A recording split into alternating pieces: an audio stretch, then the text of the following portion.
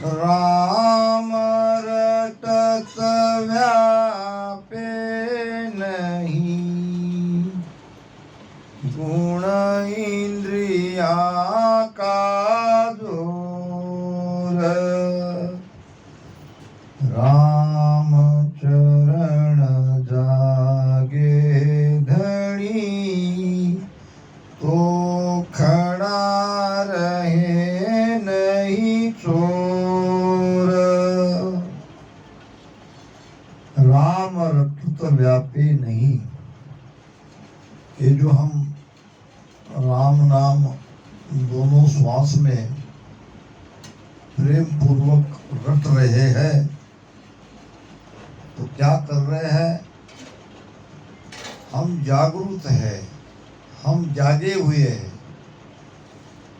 अब जागने का मतलब क्या? जागने से क्या लाभ होगा?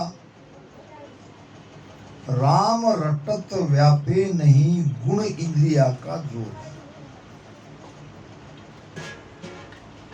ये 3 गुण से शरीर बना है और गुण अपना अपना प्रभाव समय समय पर बताता है। यहाँ तक कि आप भोजन भी करते हो कहीं, तो उसका गुण आपके अंदर उतरता है। कहते हैं जैसे खावे अन्न और तैसा होए मन। एक व्यापारी था लकड़े का, और जिसके पास और सभी प्रकार की लकड़ियां थी और चंदन की भी थी, जो बेचता था। और कारोबार बहुत बड़ा होने से वो बहुत धनवान भी था। अब उस नगरी का एक राजा था। अब राजा भी अपनी प्रजा की रक्षा करता था। एक दिन की कहीं बात है, सेठ और ये राजा दोनों को कहीं भोजन के लिए आमंत्रण किया, और गलती से जो भोजन बना, वो भोजन, वो अन्न, जो अनाज से भोजन बना था, वो अनाज एक दुष्ट के यहाँ था, एक चोर के यहाँ का था। अब वो गलती से खाने में आ गया। खाने के बाद राजा के और उस व्यापारी के मन में परिवर्तन आया। भोजन तो खैर राजा की यहाँ ही हुआ था, मगर भोजन से अनाज कहीं दूसरे का था, कहीं चुराया हुआ था। अब राजा भोजन करते ही राजा के मन में ये विचार आने लगा, ये जो धनवान सेठ है, जो लकड़ी का कारोबार करता है, सिपाही को भेज के इसका धन छीन लिया जाए, इसका धन अपने खजाने में जमा करे। और उधर सेठ को लगता था ये राजा की मृत्यु कब हो जाए। अगर राजा की मृत्यु हो जाए तो मेरे चंदन के लकड़े बिक जाए, क्योंकि चंदन के लकड़े में जलाया जाएगा तो राजा जैसे बड़े लोगों को, सर्वसाधारण लोग एक आधी लकड़ी ले जाएंगे चंदन की और लकड़ी में, मगर पूरे चंदन को अगर जलाने के लिए कोई ले जाएगा तो राजा ही ले जा सकता है। अब राजा का और धनवान सेठ की आपस में बहुत मित्रता थी, मगर दोनों के विचार बदल गए। राजा कहता था कि सेठ जी का धन सिपाही को भेज कर मंगा लूँ और मेरे तिजोरी में डाल दूँ, और सेठ कहता था कि राजा की मृत्यु कब होगी, मेरा चंदन का लकड़ा सारा बिक जाए और बहुत सारा धन मैं कमा लूं। दिन भर ये विचार उनके मन में आए। जब रात हो गई, सोते सोते दोनों ने विचार किया, ये हम क्या सोच रहे हैं। राजा को लगा, बहुत बुरा लगा कि इतना बड़ा सेठ जो मेरा मित्र है और मैं मेरे मित्र के बारे में ऐसा सोच रहा हूँ।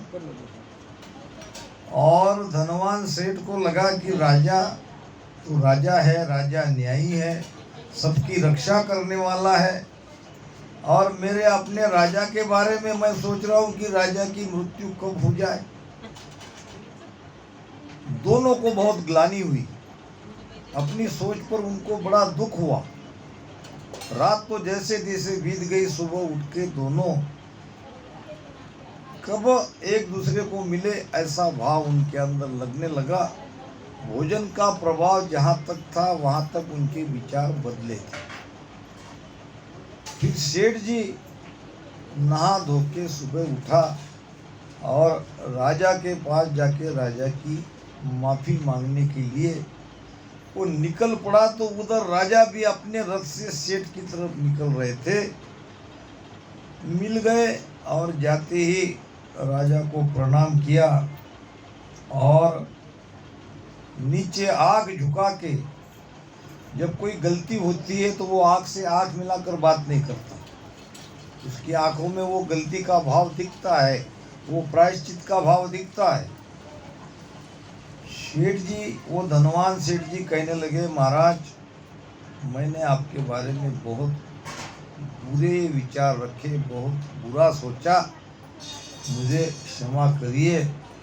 राजा कहने लगा, मैं तो इसी काम के लिए तुम्हारे पास आ रहा था, मैंने भी तुम्हारे बारे में बुरा सोचा, बुरे विचार किए, और तुम तो मेरे मित्र हो, इसलिए मैं मेरे मन के भाव को तुम्हारे पास दिल खुला करने के लिए आ रहा था। अच्छा हुआ रास्ते में तुम मिल गए।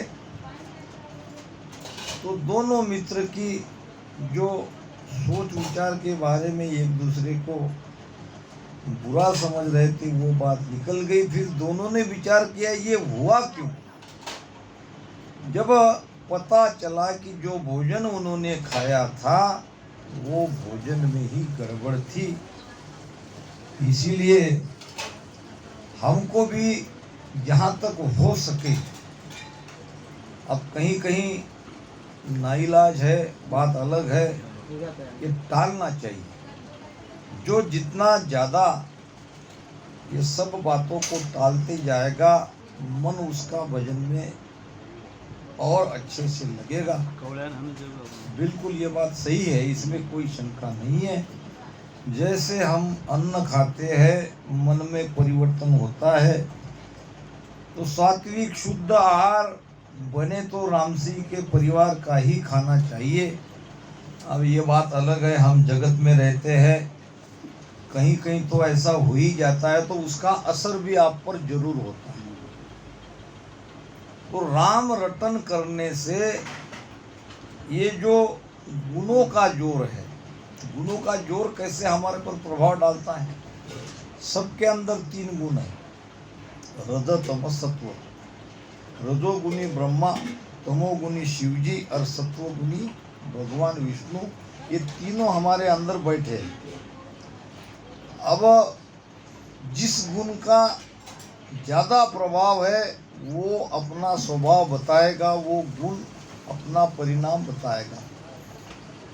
कोई आपको दिखेगा तामसी स्वभाव के, कोई आपको बड़े सत्वाती दिखेगा, कोई आपको क्रियाशील दिखेगा। तामसी वृत्ति का स्वभाव वाला तमोगुणी है, और जो शांत स्वभाव का है वो उसके अंदर सत्वगुण ज़्यादा है, 2 गुण की मात्रा कम है। और जो क्रियाशील है उसके अंदर में रजोगुण की मात्रा ज़्यादा है। तो इनको कैसे कम कर जाता, इनको आहार से आप नियंत्रण कर सकते हो। तामसी व्यक्ति तीखा भोजन, बासी भोजन, कहीं का भोजन तामसी व्यक्ति को नहीं खाना चाहिए।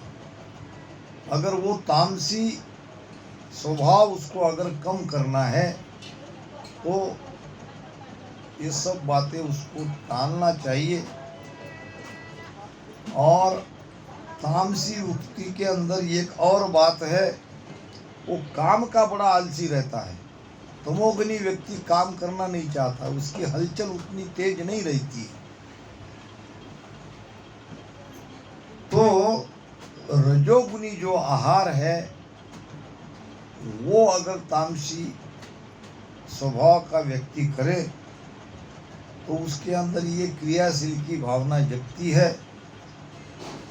मगर ये क्रिया के भी अलग अलग दिशा है। वो क्रिया अगर विपरीत दिशा में चली जाए तो रजोगुनी व्यक्ति भी संसार के विषय सुख में उसके अधीन हो सकता है।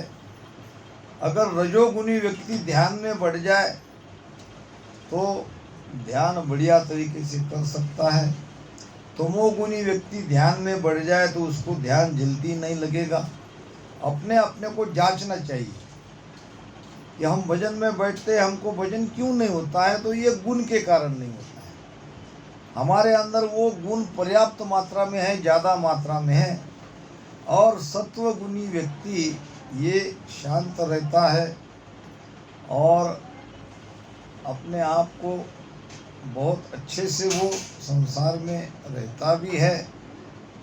तो सत्वगुणी बनो, सत्वगुण की मात्रा बढ़ाओ, ज़्यादा से ज़्यादा सत्संग करोगे, अच्छी अच्छी बातें सुनोगे तो धीरे धीरे आपका ये सत्वगुण बढ़ता जाएगा।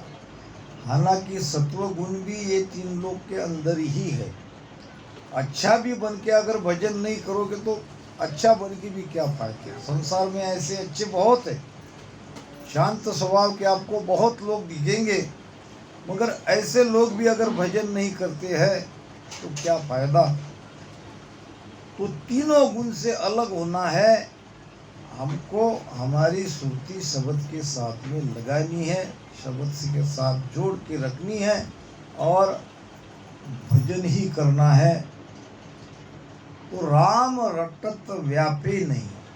अगर राम नाम भजन रटन करते हो और आपका गुण जो जिसके अंदर जो गुण ज़्यादा मात्रा में है वो गुण अगर प्रभाव दिखा रहा है तो आप भजन भेद से नहीं कर रहे। कहीं भजन में गड़बड़ हो रही है। संतों ने तो कह दिया है कि भजन करने वाले के भीतर में ये गुण का प्रभाव सीमित मात्रा में रहता है, ना के बराबर रहता है, या पूरी तरह से वो नष्ट हो जाता है। दूसरा लाभ इंद्रिया का जोर। हमें इंद्रिया स्वस्थ नहीं बैठने देती है। भजन करने जब बैठते हो तो देखो सब इंद्रिया अपना अपना भोग मांगती है। भजन में यहाँ बैठने को कहे तो ये मन भजन से हट जाता है। और बाहर अगर बैठते हैं गपशप करते हैं तो कितना टाइम चला जाता है पता नहीं चलता। घंटे 2 घंटे हम बाहर बैठ के बात करेंगे, मगर भजन में घंटे 2 घंटे बैठा नहीं जाता। इसलिए नहीं जाता कि इंद्रिया का जोर चलता है। ये इंद्रिया का राजा है मन, और मन चाहता नहीं है भजन करे, क्योंकि भजन से मन की मृत्यु है। मन भजन से मरता है। भजन से मन के विचार हट जाते हैं। भजन से मन के बुरे विचार हटके अच्छे विचार मन के अंदर धीरे धीरे प्रकट होने लगते हैं। तो मन ये बात नहीं चाहता है, इसलिए वो इंद्रिया को आगे करता है। कान को कहता है कि अब हो गया भजन, बाहर जाके लोगों की बातचीत सुन। मीराबाई कहती है घर में बाता बाहर बाता बाता पानी जाता, ये बाता तारी कदे न छूटे, जब मारेगा लाता। क्या करोगे गपशप करके? चुप रहने में ही भलाई है। महाराज ने कहा है, संगत करे तो साध की रे, नितर रहियो ये। संगत करे तो साध की रे, नितर रहियो ये। सागट सुमुख बोलता रे, क्रोध बंदे और देख भजो तो राम भजी जो रे, हरि बिना औरत जी जो रे, भजो तो राम भजी जो रे, हरि बिना दूरत जी जो रे। संगत करे तो साध की। साध किसको कहते हैं? जिसका ध्यान त्रिकुटी में है उसको साधु कहते हैं।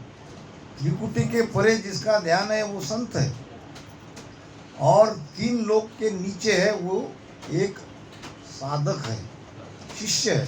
शिष्य की दशा त्रिकुटी के नीचे की है, और साधु की दिशा त्रिकुटी में आने पर होती है, और त्रिकुटी पार होके 10वें द्वार में जिसका भजन है वो संत है। अब जो 10वें द्वार के परे है वो तो सत्स्वरूप आनंद पद में पहुंच गया, वो तो सदगुरु है। सदगुरु संत में भी अंतर है। तो संगत करे तो साध। भजन करने वाले की संगत करो। जो भजन ही नहीं करता है उनके पास बैठ के क्या करो? राम स्नेह होके भी अगर भजन नहीं करता है तो टालो, नहीं तो उसको भी कहो कि भाई तुम भी भजन करो, मैं भी भजन करता हूँ। संगत करे तो साध कीरे, नहींतर रहियो एक। अकेला रहो। अकेला रहने से दूसरे के द्वारा जो गुण अवगुण हमारे अंदर आते हैं वो तो कम से कम नहीं आएंगे। लागे रंग संग सुबाई। आप जिसका संग करोगे उसका रंग लगता है। देख लो आप संसार में, क्या ये जो पत्ते खेलते हैं उनकी कहीं ट्रेनिंग है? उनके कहीं स्कूल है? हमारे परशुराम जी हंस रहे, शायद खेलते हैं, कोई बात नहीं। तो इसकी कोई ट्रेनिंग कहीं नहीं है। फिर ये पत्ते कैसे लोग खेलते हैं, कैसे आता है उसको? देख देख सीख जाते हैं। खेलने वाले खेलते हैं, 4-6 जितने हैं, और ऐसे गोल सब देखते, ऐसे ऐसे देखते वो भी, और देखते देखते इतने ट्रेन हो जाते हैं कि खेलने वाले से ज्यादा वो देखने वाले होशियार हो जाते हैं। लागे रंग संग सुबाई। आप जिसका संग करोगे उसका रंग आपको लगेगा।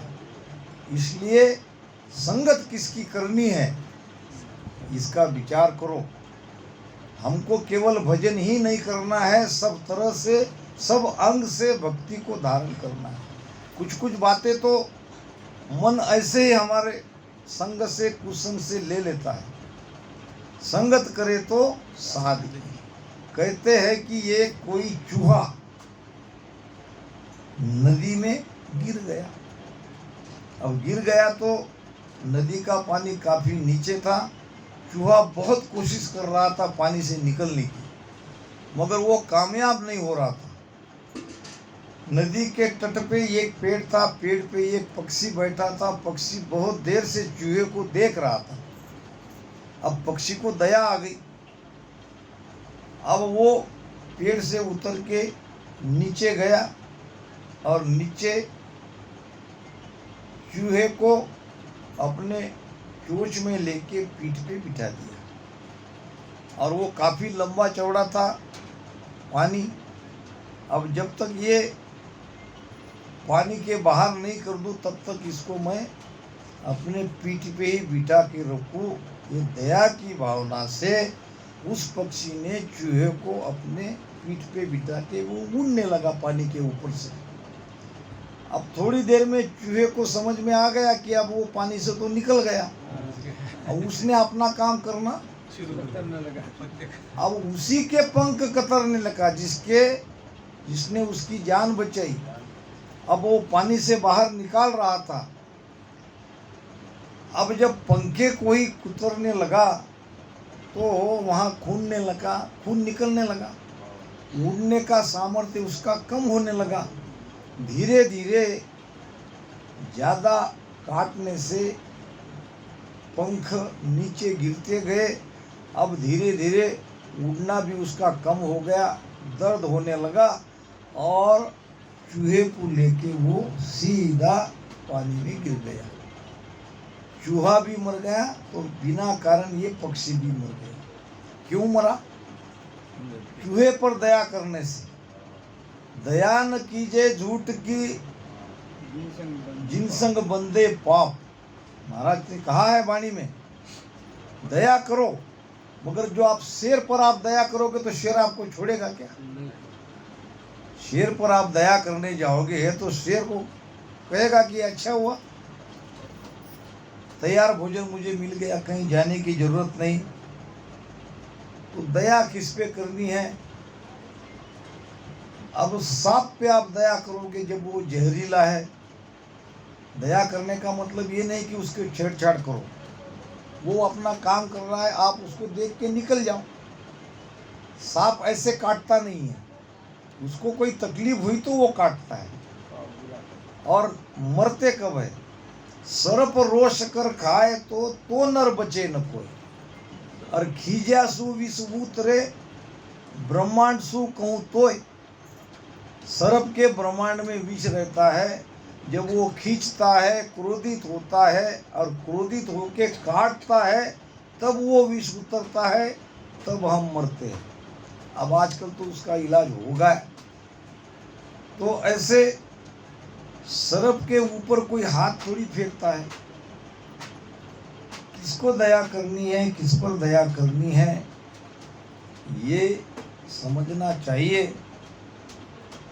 तो महाराज कहते हैं, राम रटत व्यापे नहीं गुण इंद्रिया का जो।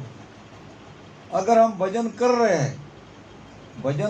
हैं तो अपने आप को परखो, अपने आप को जांचो, क्या ये इंद्रिया हमारा भोग तो नहीं मांग रही है? इंद्रिया का भोग क्या है? ये इंद्रिया के भोग के लिए तो हम ये संसार में बसे हैं। क्या सुख है यहाँ? मगर हमको यही सुख अच्छा लगता है।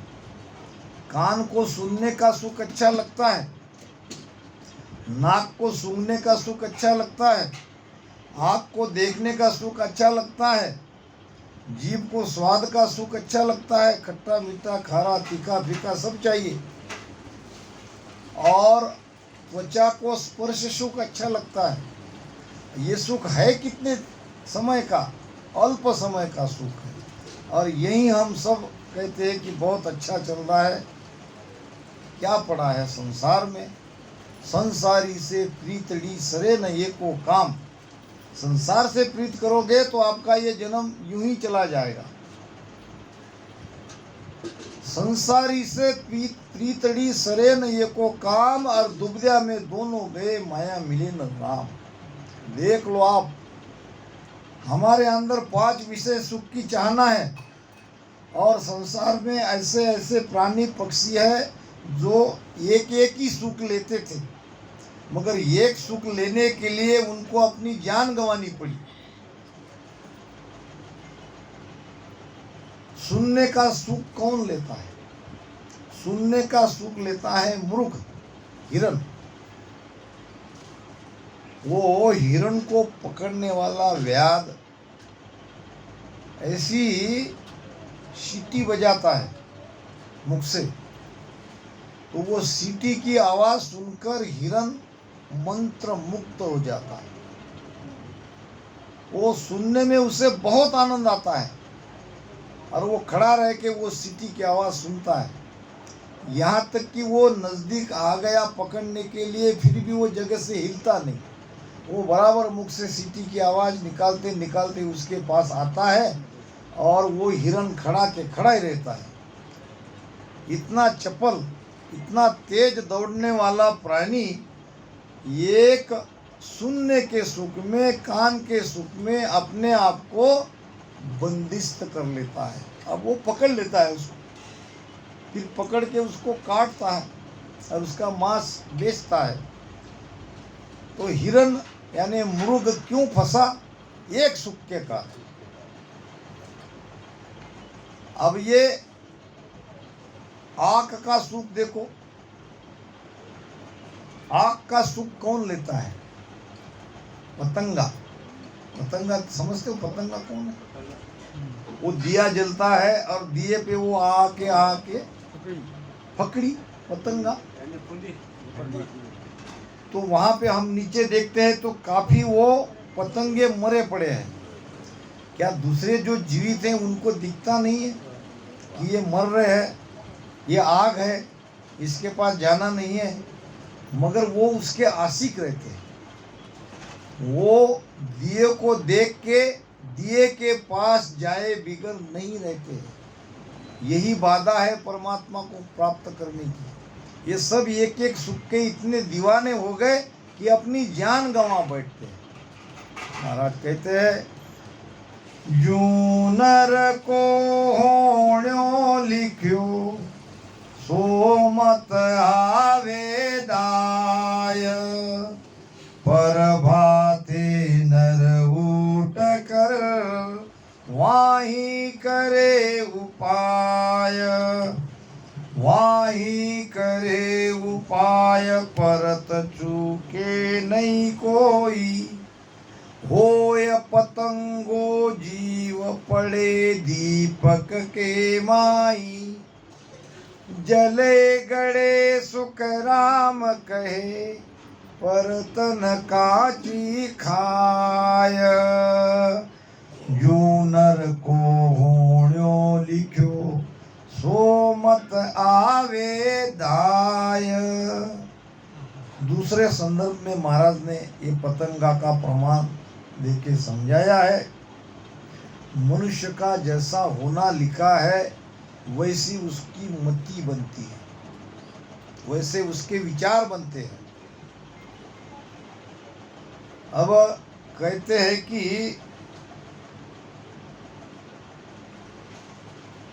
एक राजा को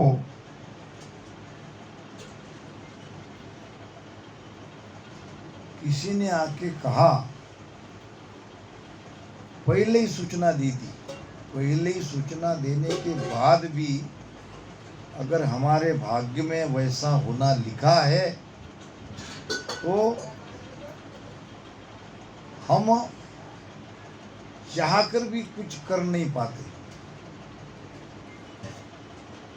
अब वो राजा को सूचना दी गई कि ठीक 6 महीने के बाद एक अरब का व्यापारी आपके पास आएगा और आपको एक बड़ा उम्दा घोड़ा भेंट देगा, आप उसे लेना नहीं।